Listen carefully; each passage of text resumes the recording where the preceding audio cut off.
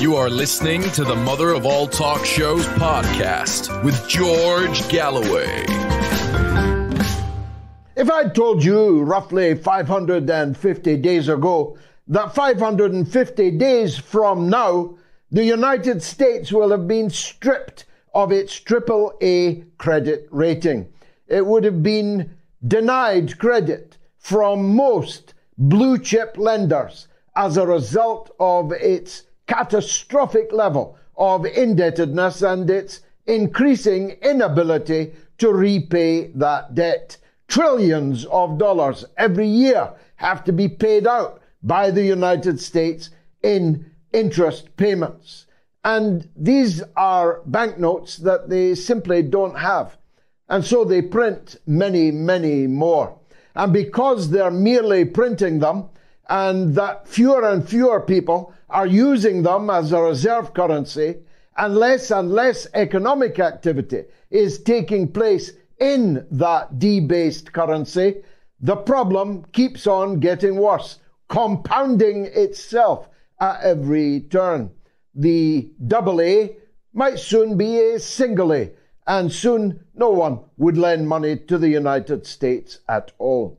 And yet Joe Biden, whistling in the dark, continues to send gigantic tranches of American taxpayers' money to the regime in Kiev, even though the mass media, which told us for most of the last 550 days that Russia was losing, Ukraine was winning, that Russia was using cannibalized parts from washing machines for its military materiel, the mass media that told us that women were leaning out of windows in Kiev and throwing jars of tomatoes and knocking out Russian ordnance with them on a daily basis, that told us Russian warship F-off, that told us the ghost of Kiev was destroying Russian power. Now, the same media, without even a scintilla of an explanation of its U-turn, is telling us that Ukraine is losing, that for every 100 yards they are advancing towards tiny villages that not even any Ukrainian has ever heard of, is costing them literally thousands of lives and limbs, life's blood and mental health, which will destroy the Ukrainian people, possibly forever, certainly for many, many decades. That same media that encouraged all this madness, this insanity, is now universally recording that Ukraine's summer counter-offensive has comprehensively failed. Worse, that the Russians are on the advance, that new and greater reinforcements on the Russian side are arriving at the front, and they are advancing through Ukrainian lines like a knife through butter. Still, the mainstream media on the television has not caught up with the heavyweight newspapers, the Washington Post, the New York Times, the big German, Italian and French newspapers, and even one or two of what pass for heavyweight journals in the United Kingdom, have all over the last couple of weeks recorded that Ukraine is losing the war. Why then double down? Why throw good money after bad? Why reinforce failure? For that is what we are doing now, indeed have been doing for many months hence. Why ruin our own economies for a regime in Kiev that is not much longer for this world, metaphorically, one hopes, but possibly literally also? Why are we destroying our economies, debasing our currency, bankrupting our societies? The Times asked this week, why is Britain so poor? And it's a good question. Since I've been on my travels for most of this year, I meet British people all over the place, and all of them have the same tale. What is there to go back to? What is there to go back for? British society is tearing itself apart Crime is rampant, the economy is sinking, prices are rising, and the cold winter months are only a matter of weeks away. Indeed, amidst all this global warming, Britain just turned in the worst summer in 55 years. It rained more in July than it has ever rained in any July in recorded British history. Perhaps a subject that we will return to tonight and in weeks to come. What is there to go back to in Britain? Precious little. What is there to go back to in Germany, in France, in Italy, in Spain, in country after country, in the war party? The governments are falling, the credibility of the political system collapsing, in tune, in synchronicity with the falling economic numbers. Britain will be in recession. Germany is already in recession.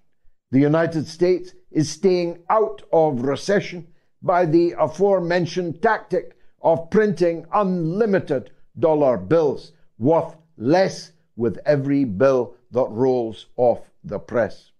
The West is sinking. The sun has sunk already in the West, but risen in the East. If I had told you 550 days ago that the Russian economy, under total onslaught, under total economic war, is growing, while the economies of Germany and Britain are in recession, you might not have believed me. But you should have, because it's exactly what I predicted. I'm not saying that out of any vainglory, believe me. But it's about time people took into account that on all of the big questions of the last 25 years, I and people like me have been right, and the experts, the ministers, the pundits, the correspondents, the pontificators on radio and television have been comprehensively wrong. I paid for being right with my job. They were paid for being wrong with more money, more titles, and more responsibility. It's something to bear in your mind. Much of tonight will concentrate on France, on the disastrous turn of events in Francophone Africa, where country after country is literally kicking France out the door. After centuries of exploitation, of humiliation, of ongoing economic subjugation, even when the tricolour was run down the flagpole and the flags of nominally independent countries was run up, France continued to dominate everything meaningful in the lives of their former colonies in West Africa.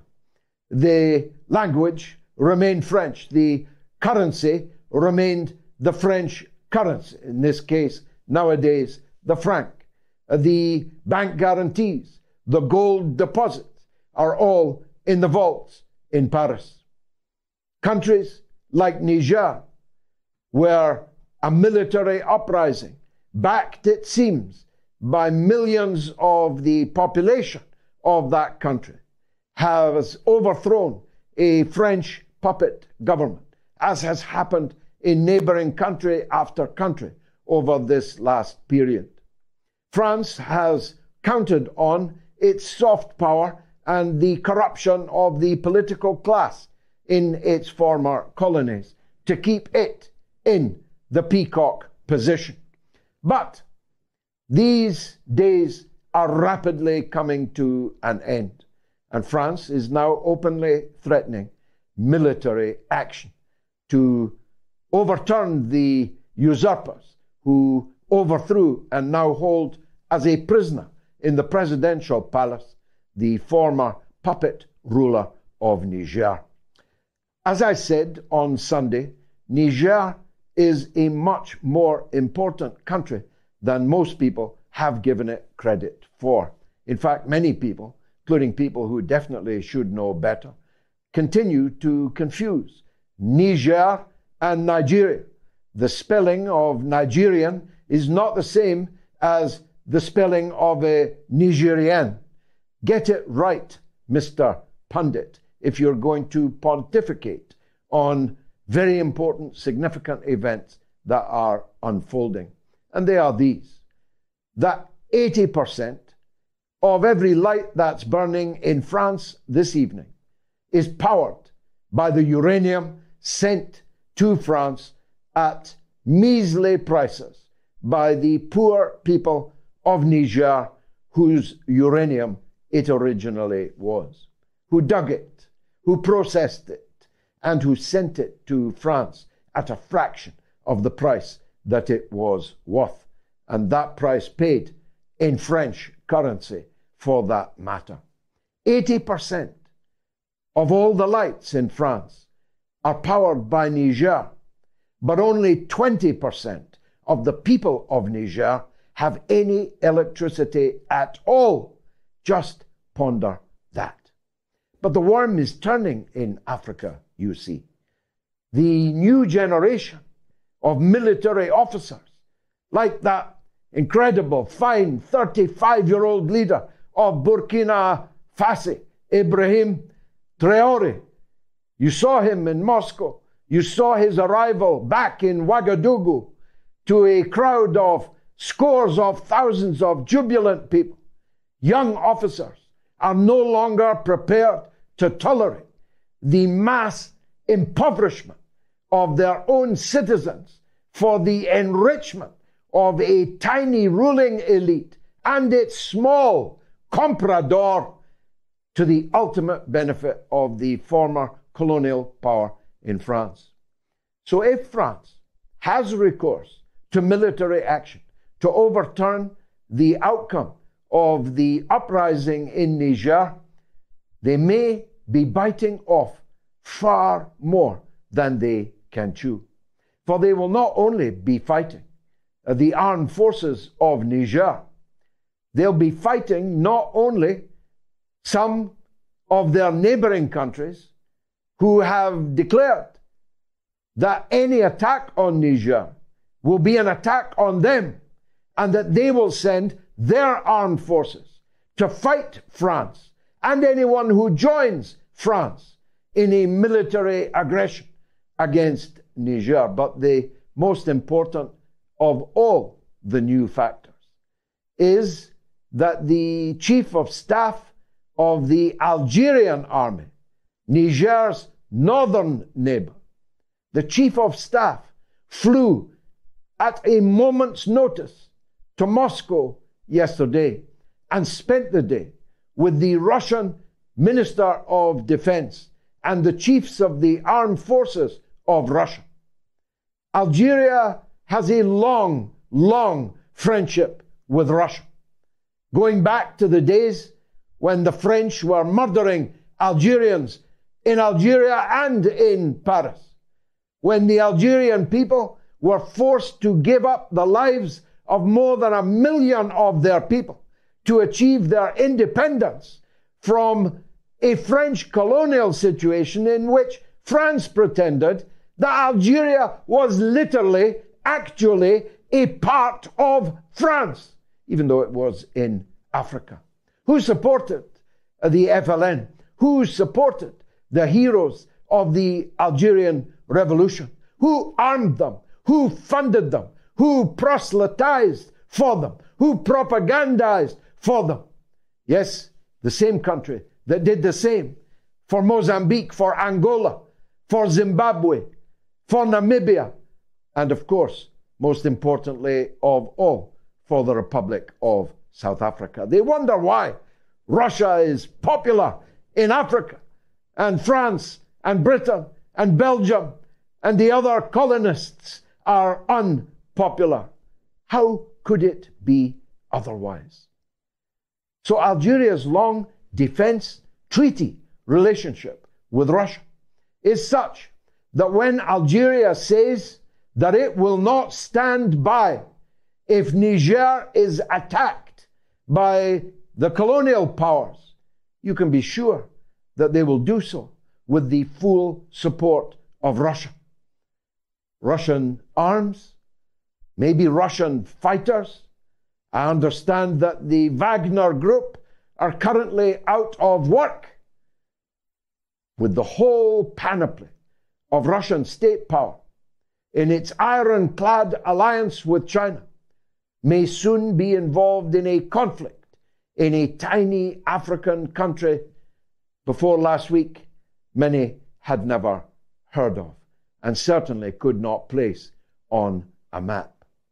So World War III might not be triggered in the Persian Gulf, might not be triggered in the Straits of Taiwan, might not be triggered on the steppe in the Ukraine. It might, after all, be triggered in Africa, in West Africa, where the proxy ECOWAS, the armed forces of the West African states, controlled, organized, and funded by the United States and France, end up at war with their neighbors, backed by Russia.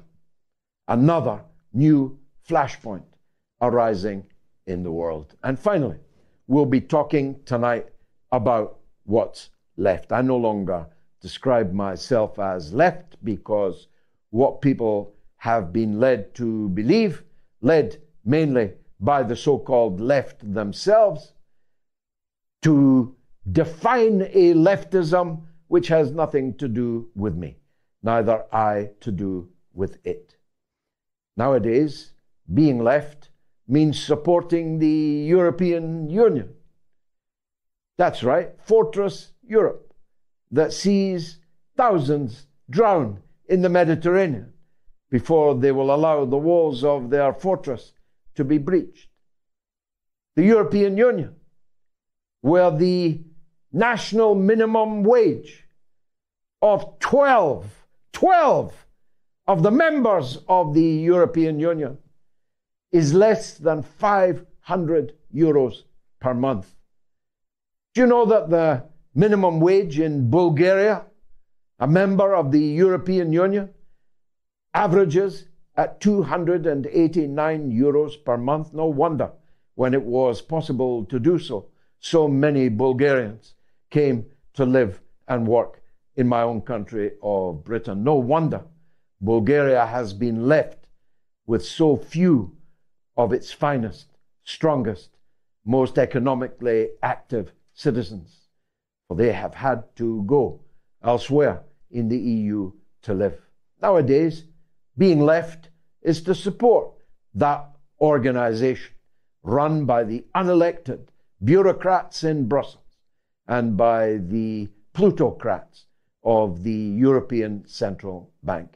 Being left today means supporting NATO and the American proxy war against Ukraine. Being left today means hating Russia, hating China, and increasingly, by extension, hating its friends, their friends and allies around the world. Before you know it, nobody on the left will have even a good word to say about Hugo Chavez. Oh, wait, that has already happened. Being left today means being obsessed, infatuated, not with economic issues, with bread and butter issues, issues of wealth and power and the redistribution of both, being obsessed not by the material conditions of the mass of the people, the working people, no, being obsessed with the rights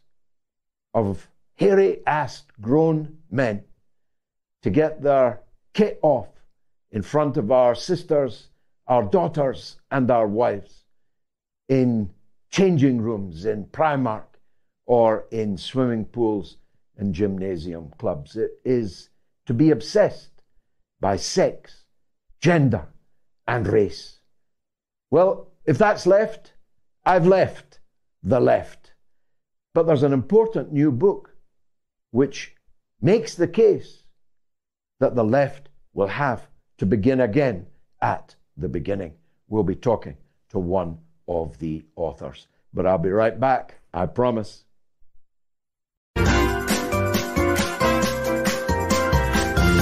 You are listening to the Mother of All Talk Shows podcast with George Galloway.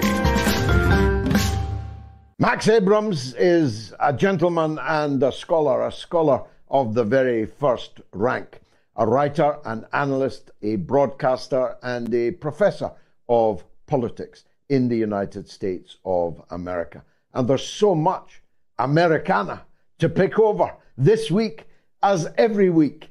Is very lucky that he could join us this evening. Professor Max, thank you for joining us. If we may, can we start with your local troubles in Washington? It used to be the case that only banana republics tried to criminalize the leaders of their opposition, their predecessor, their potential successor. But we now have a situation where a bit of a race is developing as to which family will go to jail first, the Trumps or the Bidens. What do you think? Well, it's very unfortunate. The Justice Department is basically an arm of the Democratic Party. And so they are trying to throw the book at Trump. Some people say, Trump isn't above the law. Well, that's true, but nor should he be treated in an unprecedented way. Trump is presently the front runner on the Republican side by a lot. The governor, Ron DeSantis, who, was expected to be a fiercer challenger, but polls show that Trump is very much on top. And so Biden and the various agencies and the media and even the Justice Department are doing everything possible to put Trump in prison. And so it's very unfortunate because the United States is basically a two-party system. So about 50% of Americans are Republican, equal number with Democrats. And so one of the main legacies of the Trump administration has been the backlash against it. And so there's tremendous cynicism in the United States among about 50% of American citizens who are unprecedented now in their distrust towards the media, the Justice Department, the intel agencies. And this is really no way to run a democracy. No, although to be fair, if I may, I'm not all that fair to him, usually. But this predates the election of Donald Trump because they began to try to criminalize him before he even sat down in the Oval Office for the first time. They invented the Russiagate hoax precisely to delegitimize and, if possible, dethrone the president of the republic before he even got his feet under the desk. Yeah, that is a fact. That is not, just a claim.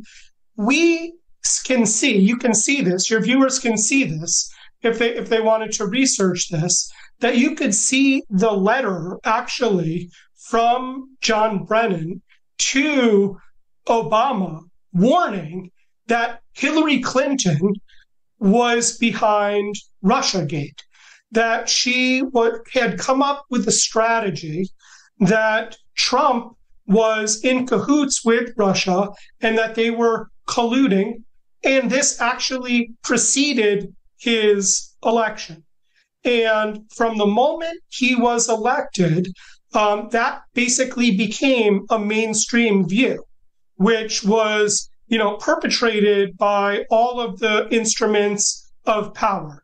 And so the entire Trump presidency was a conspiracy theory against him to implicate him for colluding with Putin. They said that the Russians had all sorts of compromising material on him, that there was this alleged P-tape where prostitutes had, urinated on him. It was completely made up. And not only was it made up, but a good portion of Russiagate was actually funded by the Hillary Clinton campaign.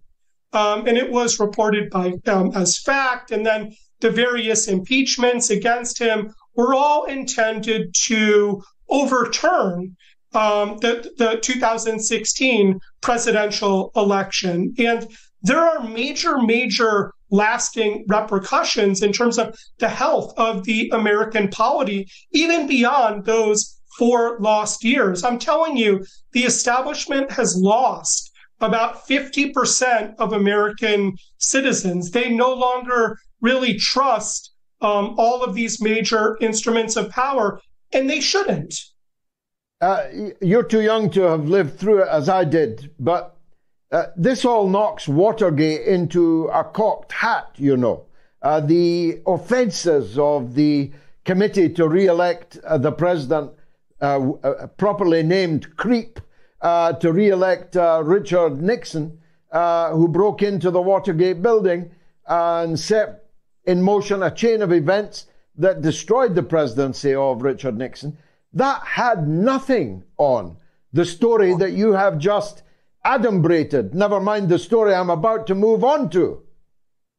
I mean, just a normal American who, is average in terms of smart, who follows the news, in a way, you really can't blame them because there are just so many, quote unquote, authorities which have spun, this tale.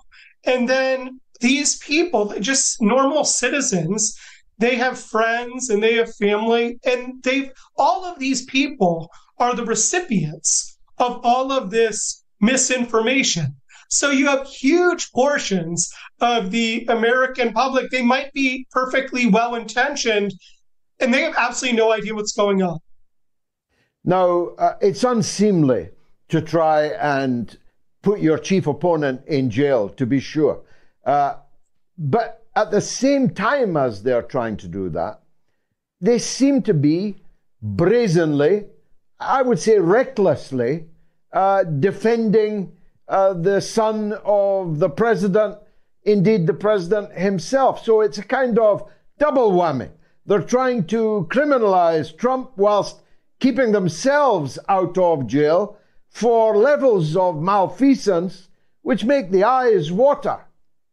Yeah, I mean, that's 100% correct. What we know for sure, this is not speculation, is that when Joe Biden was vice president, he made a major initiative to coerce the president of Ukraine to fire the prosecutor who was investigating a very shady company called Burisma, which was paying the Biden family, $10 million. And so this was a direct Biden intervention in Ukrainian politics in order to enrich his own family. And that's terrible, but it's also almost funny in its irony, because Trump was impeached the first time for meddling in Ukrainian politics in order for them to investigate the allegations, which I just told you turned out to be totally substantiated. And so the Bidens say, oh, yes, we were involved in the firing of this prosecutor, but it wasn't because Joe Biden was profiting in a corrupt way from Burisma. But the problem with the Biden argument is that their own business partners, right? These aren't like GOP operatives. These are the Biden's best friends and business partners say that Joe is lying, that in fact, Joe was on the phone about 20 times speaking or at least listening in to these conversations about how to send money to the Biden family.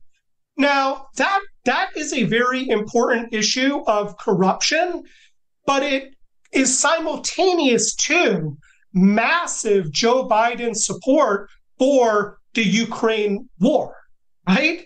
And I do not view these issues as completely separate, for the very reason that Ukrainian officials I mean, almost definitely have a huge amount of dirt on the Bidens because, again, Joe Biden has been essentially selecting their prosecutors and has been receiving millions of dollars from Ukraine, and he's denying it. Surely Ukrainian officials have evidence against Joe Biden. And so potentially they could threaten Biden if he were to in any way limit U.S. assistance to Ukraine.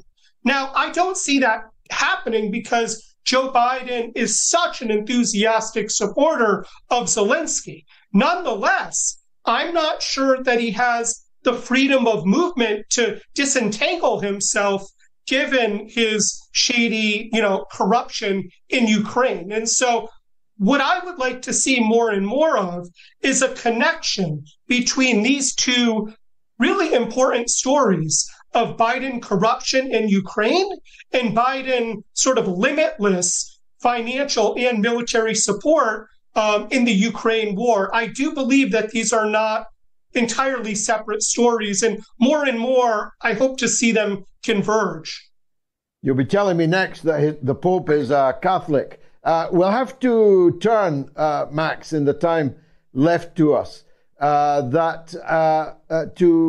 the hitherto little noticed small African state of Niger.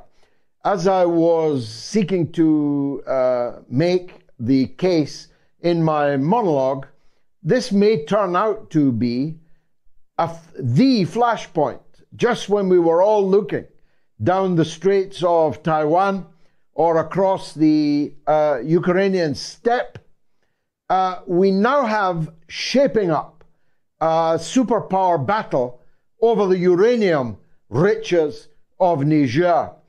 Russia's very close and historic relationship with Algeria, which is Niger's northern neighbor, has been triggered yesterday by a dramatic flight by the chief of the Algerian armed forces to meet with the chief of the Russian armed forces, entirely unscheduled. It's quite clear that Algeria will intervene if Niger is attacked by a French expeditionary force or by the French forces already there, by an American invasion, or by the American forces already there. You see where I'm going with this, Professor. Are we in for yet another theater of superpower conflict? I wouldn't be surprised at all. I follow what you're saying. I think that what you have here is you have two very powerful nuclear countries who are really engaged in brinksmanship. The situation in Ukraine is a US-led proxy war against Russia. And increasingly, we are seeing attacks inside Russia. Now, we can dispute, what is the definition of terrorism, etc. But for Russians, that sure looks a lot like terrorism. You have drone strikes going off in the capital, in Moscow. And just today, I read another report that Zelensky is going to get more long-range capability to increasingly attack deep inside of Russia. More and more, this is going to harm Russian civilians. And when you have a situation that fraught, what's going to emerge are potential flashpoints. And any of these flashpoints could serve as tripwires to, for example, expand this war by, having Russia, attack a NATO country, invoking Article 5, then the gloves really come off. I see a number of potential tripwires which worry me. The situation with Poland could be one of those tripwires. The situation in Belarus could be a tripwire. The situation with shipping could be a tripwire. And now what you're suggesting, and I haven't heard anybody else say this, but you're probably right. that situations in the so-called global South could also be another tripwire. And it's one of the reasons why escalation is so dangerous, because there's so much pressure. And, we're not clairvoyant. We can't know for sure which tripwire is going to be the one which is really going to escalate things out of control. And that's precisely why I've been in favor of negotiations for a really long time, trying to find some kind of off-ramp to alleviate tensions. And so there aren't so many different avenues for a nuclear escalation, World War III. Mr. Nolan's film Oppenheimer is packing them in this week. Do you think the audiences and the public in general have any idea that today's nuclear bombs are 1,000 times more powerful than the one exploded by Oppenheimer and ultimately over Hiroshima and Nagasaki? Oppenheimer is probably the biggest movie in the United States. And the fact that it's being shown around theaters all over the country at exactly the time where high-level Russian officials are saying, look, if this Ukrainian, so-called counteroffensive is successful, we may have to use nuclear weapons. You would think that, the millions of viewers would put the two together and say, look, this is a strong argument for de-escalation. Look what happened in Hiroshima and Nagasaki, and today's weapons are orders of magnitude, even bigger. But that's not the conclusion that people seem to be drawing. The American officials are downplaying the possibility of a nuclear outcome in this war.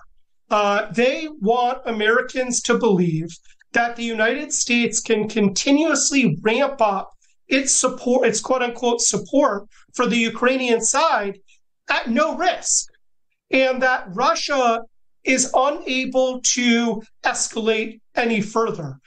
And I believe that that's the most dangerous assumption of the Ukraine war. It is true that Russia is fighting very hard and thousands of civilians have been killed in Ukraine. But make no mistake, Russia could escalate more in Ukraine. It could kill many, many more civilians than it already has. And this war can expand. It certainly can expand within the region, in Belarus and Poland. And if that were to happen, it could result in a World War III. And nuclear usage is not something that we should at all rule out. So I do believe that the Oppenheimer movie is extremely timely, but it's not being interpreted in the way that it should be. Professor Max Abrams, a gentleman and a scholar, as I told everyone you are. Thank you very much indeed for joining us on the mother of all talk shows. Much obliged to you. We've got a poll running. Is France finished in Africa? Is it au revoir or merely à bientôt? You can answer yes or no on my Telegram channel, t.me/George Galloway. Please follow me on Telegram. On X, as we must now execrably call it, formerly known as Twitter, on the YouTube community stream, or on this YouTube stream that many of you are watching it on. Please subscribe to my YouTube channel. I'm closing on 300,000 subscribers. I want to get there because, believe it or not, algorithmically, it triggers a step up in visibility on YouTube. And of course, like the show if you're watching on YouTube, if indeed you are liking it. You are listening to the Mother of All Talk Shows podcast with George Galloway. We're going to talk about the death of the left, and then I'm going to talk about Gonzalo Lira, some potentially dramatic developments in his case, and then it'll be your calls right up to the end of the show. So if you want to speak, get your calls in now. Simon Winlow is one of the authors of The Death of the Left. I am one of the purchasers of the book. Indeed, I'm halfway through it because I have an interest in it. The left died for me quite some time ago.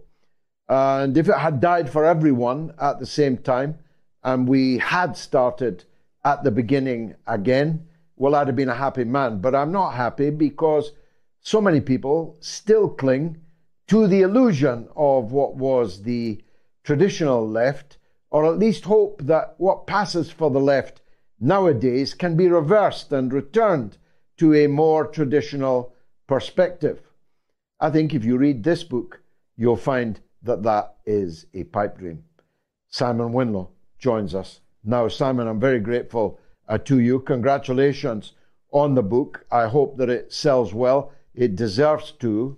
My thesis is this, that what people think of and regularly cuss as left is in fact liberalism. In fact, I think the left, as we knew it, has wholesale gone over to liberalism as opposed to socialism, which was where it was located before. Give me your view on that and sketch, if you will, the thesis of the book. Well, the first thing to say is that both me and my co-author Steve Hall have spent our adult lives invested in the institutions of the left. You know, when this is not a right-wing criticism of the left, it's rather a leftist criticism of the left. And, you know, what we've realized as we've aged is that the left is becoming increasingly irrelevant and distant from the lives of ordinary people.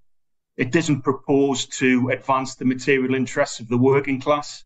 It doesn't even propose to offer a degree of security to those most in need of help. The left is far more interested in moving closer towards the establishment, so the main political parties, the Labour Party or the Democrats over in the States, are establishment political parties that offer no alternative. It's just a continuation of what already exists. And the radicals in the left, of course, are separatists and divisionists. They're identitarians who disavow the things that we have in common, the forms of solidarity and common interests, which were always at the core of leftist politics. So our realization that the left is dead has prompted the core of the book is a historical look at how the left changed and the forces that dragged the left off course as it moved into the 20th century.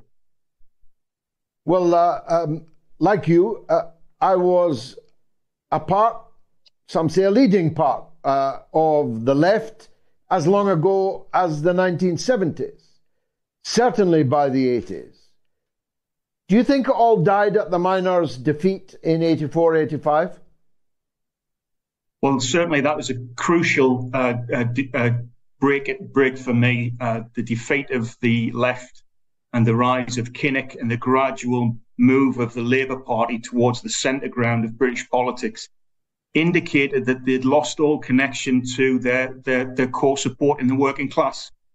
They no longer proposed to, offer any degree of material security to ordinary people. And I think that was a real historic tipping point. And from that point onwards, you can see a gap between the ordinary working class voter and the institutions of the left. The gap grows bigger by the year. Did Jeremy Corbyn bring the left back from life support into a walking, slightly shambling, but walking being again? And if so, could that be repeated in your view? I don't think so. I think I admire Corbyn. I think he is a man of principle, a good man who really wanted to do some good to improve the lot of ordinary people. But the key division is the Corbyn project was dominated by liberal middle-class activists. And as time wore on, Corbyn began to talk much less about, for instance, investing in infrastructure, about bringing industrialism back to the industrialised parts of England and Wales and Scotland, and and instead talked about the concerns, the cultural concerns of the liberal left. And I think that meant that the Corbyn project was never likely to reattach the Labour Party to its core, at the core of the working class. Well, I agree with that entirely, but there are many who will balk at that. The best argument for your position and mine is the capitulation over Brexit, isn't it? The overwhelming majority of working class Labour supporters supported Brexit. The overwhelming majority of these middle class, including middle class leftists, opposed Brexit. Corbyn chose the latter when he should have chosen the former. Precisely. I think Corbyn, in so many respects, is a conviction politician. It's a characteristic that many mainstream politicians try to copy. Corbyn really is a conviction politician, but on the crucial historic issue of Brexit, he abandoned his convictions because he was, for many years, a confirmed Eurosceptic. And of course, he capitulated to his base and all of those who'd rushed to support his project, and presented the EU as a kind of cosmopolitan dream world where people could move around at will, rather than presenting it as an anti-democratic, thoroughly neoliberalized group of states which are fundamentally committed to the free movement of capital. And the free movement of labour to boost profits. I don't know if you heard the stat I gave out earlier. Poor Bulgaria, I don't mean to pick on her, but the average minimum wage, the minimum wage in Bulgaria is 289 euros per month. Why would the workers in Bulgaria not move to higher wage parts of the European Union and be prepared to work for much less than the workers that are already living in those countries are earning? Well, precisely, George. I think it's really an indicative issue, because what you see in the left's refusal to address those realities is their flight from reality into an increasingly abstract dream world of ideals and principles. And they're not concerned with the material world in which people go out and get a wage together to look after their families and build a life. Increasingly, they're more concerned with other issues, and they turn away from reality. And this means that the gap between the working class and the organised left shows no signs of being broken down in the years to come. Well, let's talk about who you mean by the organised left. When I came into more or less full-time political activity, the TUC had 14 million affiliated members. Today it has fewer than 6 million. My own union, the Transport and General Workers Union, as was, now Unite, had more than 2 million members. There were fighting, politically conscious leaders like Jack Jones, like Hugh Scanlon, like Ken Gill, and others. There was mass support for trade unionism and for labour, and for the kind of labour represented by Mr. Benn, the late Tony Benn. Nowadays, the TUC only gets up out of its seat to defend, the Rainbow Coalition and sexual and gender politics. You never hear of the TUC engaged on bread and butter issues being experienced by working class men and women. Absolutely, I couldn't agree more. I think you've seen a very strange corruption of traditional British trade unionism. Throughout the neoliberal era, it watered down and it became more orientated towards cultural issues and divorced from bread and butter economic issues and looking after the material interests of the membership. And it is, in many trade unions now, we've seen a wave of strikes, but they're taking below inflation settlements. And instead, you see lots of union leaders proclaiming their affinity with, what you call the Rainbow Alliance, and really having very little to say about the material problems that are faced by the membership. Now, this is not just a British thing, is it? It's not even just a British and American thing. It's not just the Anglosphere. If you look at the disappearance of PASOK in Greece, the virtually total collapse of the socialist organizations in Italy, if you look at what happened in France, where Mélenchon, the Tony Benn of France, came very close to getting into the final ballot in the last presidential election, but was scuppered by the fact that a tiny number, some 3.5%, still voted for the Labour Party equivalent, which used to rule France. François Mitterrand in early 1980s became a great figure as the socialist president of France. It's a long way down to 3.5% from the days of Mitterrand. This is happening everywhere in Europe too, isn't it? Exactly, yes.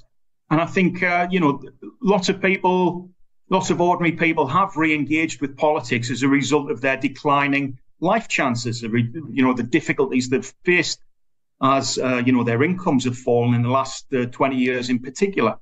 But what you see is, you've seen the rise of the far right, or, the right in some European countries.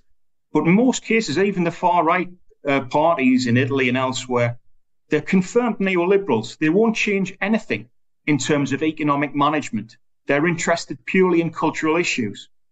And this is the net, the result of 30 years of absolute conventional neoliberal politics. Everybody agrees on the basics, that the market should decide, that the rich should be allowed to retain investment capital, to invest freely and retain as much of the profit as possible, and that they should determine how money is spent.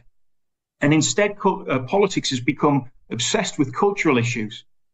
The big jousting, the major arguments in politics these days are about cultural issues, about trans issues or something like that. It's about EDI issues.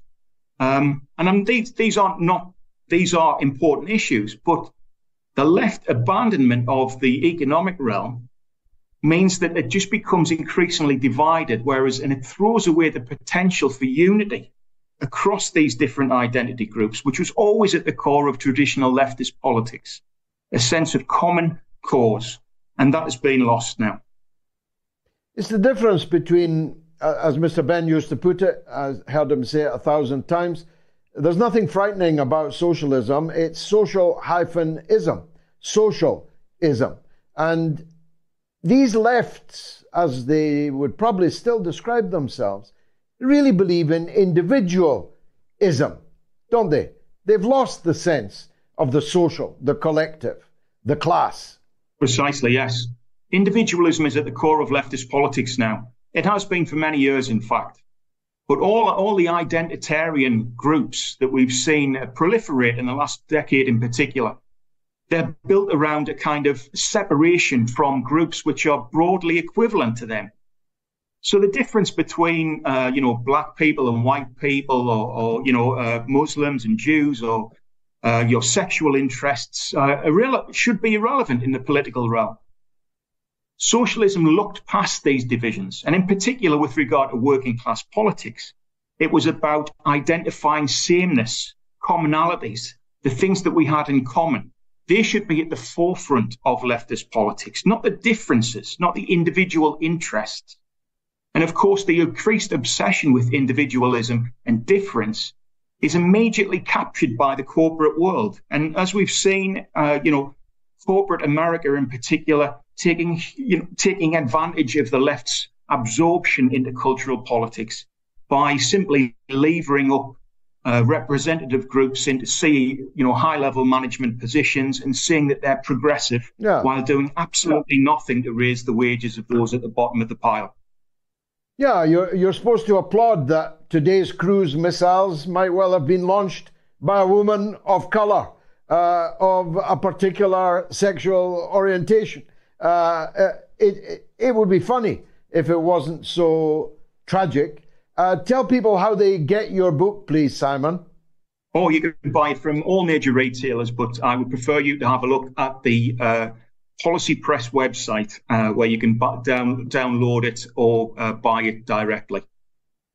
Fabulous. Simon Winlow and Steve Hall, The Death of the Left, Why We Must Begin Again from the Beginning. Thanks, Simon, for that tour de force. Much obliged to you. Let's go straight to Simon and Ferrum on Gonzalo Lira. Simon, welcome to the show. Thank you very much, George. Hopefully your listeners have seen the videos that have just recently been posted in the last day or so by Gonzalo Lira. Basically, his plight is somewhat in jeopardy. He's basically posted, if people haven't seen it, basically he's posted a video describing how his treatment has been the last 3 months in prison, how he's been tortured, how they've extorted him of thousands of pounds in his accounts, etc., how he's been subject to 33 hours worth of constant beatings by his cellmates, from briberies from the prison guards. And after all of that, he was then given bail, and that bail has basically allowed him to have time to think. They give him back his passports mysteriously, and they've given back his driving license and other documents. And now he's had to think about it and thought, well, okay, I'm still going to be facing the courts in a few days, and those courts will no doubt find me guilty, and then I will be facing 5 to 8 years in labour camp. He has a heart condition, and he will no doubt, well, he knows that he will die. As simple as that. So this very, very brave man has basically decided that his only hope is to leave the country, leave his family, go across the border to Hungary, who's somewhat sympathetic to some of the needs of his needs, possibly. I've listened to this, and I just thought, he needs so much support from all of us for his cause, and that all he did was just tell the truth. He told the truth. He's an American citizen. He just told the truth in somebody else's country, and they've treated him as a criminal. And I just wanted you to sort of comment on, if there's any way that we can help him, if there's any projects that we can do to try and, make other people aware of what's going on, because it's just dreadful. Well, thank you, Simon, for teeing that up. It was my intention to spend some minutes on the plight of Gonzalo Lira, well-known podcaster nowadays, person of checkered political background. I hold to none of his positions except the one that says, I will tell the truth about Ukraine as I see it. And that he did very, very bravely on his own programs, but also on the mother of all talk shows many, many times. He was one of our biggest, most viewed guests ever on the mother of all talk shows. Many hundreds of thousands, and perhaps 1 million or more, viewed his clips on our show. And we have been sounding the alarm, not just on this 3-month occasion, but the last time that he was arrested and disappeared by the Zelensky regime. We also had his father as a guest on the mother of all talk shows in his stead.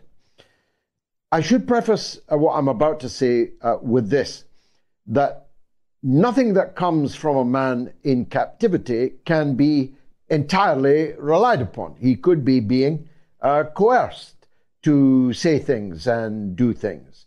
None of us can know that. So nothing that a man who is not free says can be taken entirely at face value. But what happened over the last few days is extremely peculiar, to say the least.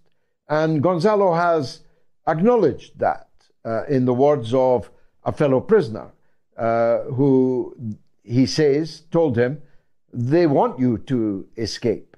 And I could see the reasons for that. After all, Gonzalo Lira in their custody is a potential problem. Not a massive problem at this point in time, but it can be a problem that could get larger vis-a-vis the United States, whose citizen he is, and Chile, whose citizen also he is. He is an American-born citizen of the United States of Chilean ethnicity and background. So if his fellow prisoner was right, and I could see why he might be, Gonzalo was effectively invited to escape as a means of solving the problem of his continued incarceration. What if he died in jail? What if he went on trial and was sentenced to a labor camp which would kill him, and so on? It would be, you could argue, easier for the Ukrainian authorities if Gonzalo Lira would just shuffle away in the night. And that's what I thought had happened in the early hours of this morning, because Gonzalo was given his papers back. He was given bail and was able to dispense with his electronic tag, so the authorities would not know where he was. Now, he faced a geographical dilemma. Presumably, he was in Kharkov. How do you get from Kharkov to the safety of the Russian lines without being killed either by the Ukrainian armed forces or by the Russian armed forces, who would never have heard of him and have no idea who this man on a motorcycle coming towards them was? The only country that he could have tried to get into with any hope of not being immediately sent back was Hungary, which is the only EU country, the only NATO country that is in any way sympathetic to the case that Gonzalo Lira has been making about the Zelensky regime in Kiev. So Gonzalo tells us in 3 videos and by a series of tweets, which I think have just been on the screen behind me, how he was tortured, how he thought he was going to die, how he was robbed of approximately, in total, about $100,000, and how suddenly he now saw a window through which he intended to climb. So he drove his motorcycle to the Hungarian border. He made and downloaded, or is it uploaded, forgive me, videos telling this story and explaining that he was about to try and get across the Hungarian border. I myself and others made entreaties towards the Hungarian government to ask them to facilitate his transfer over the border and to give him safe haven, political asylum. He might have been able to stay in Hungary, but there's no direct flights to Russia from there, so he may have gone from Hungary to Serbia, where there is a direct flight, and gone to Russia, or he may have stayed in Hungary. But in any event, after the early hours of this morning, we have heard absolutely nothing about him. And a transsexual American, who is now apparently, bizarrely, the spokesperson for the armed forces of Ukraine, gave a broadcast an hour or so, 2 hours or so ago, saying that Gonzalo was captured by the Ukrainian authorities at the border, trying to cross illegally into Hungary. We don't know if that's true. We don't know if any of that is true. All we know is that after a brief reappearance, Gonzalo Lira has gone dark again.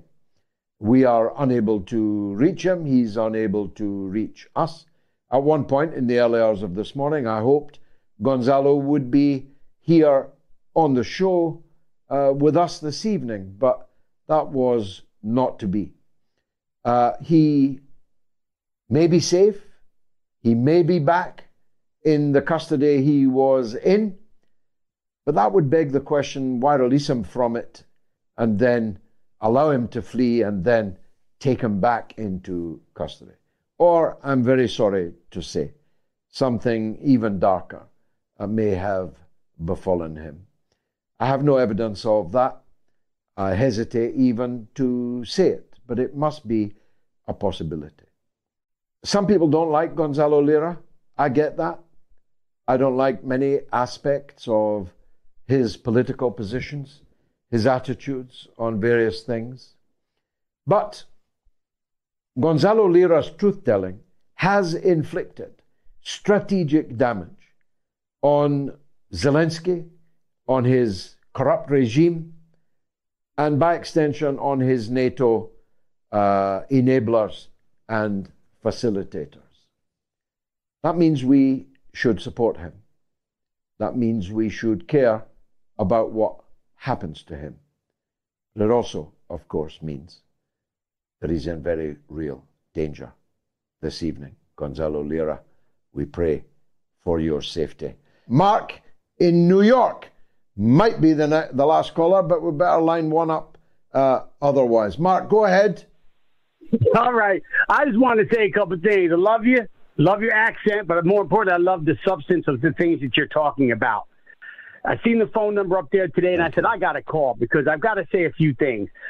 Let me start off by saying I'm actually a registered Democrat. But 1968, I was on the corner of Main and Cherry in Poughkeepsie, New York for Bobby Kennedy Jr. with the old balloon and the hat on and the apple cider and donuts.